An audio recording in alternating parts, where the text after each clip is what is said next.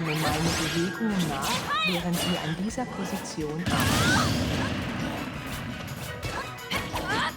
Lasst Hände und Fersen auf dem Boden. Halte die Position 30 bis 40 Sekunden.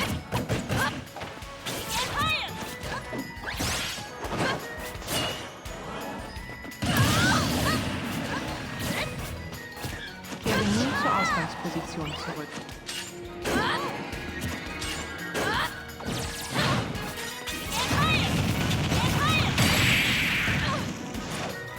Ende!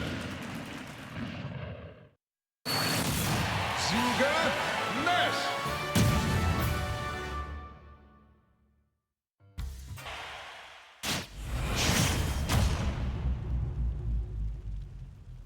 Drei, zwei, eins, los!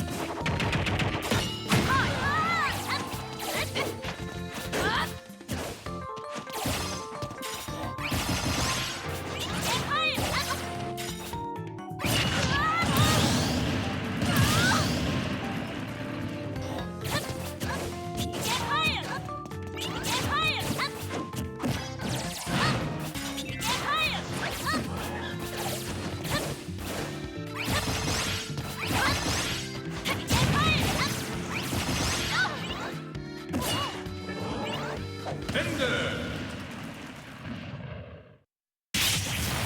Sieger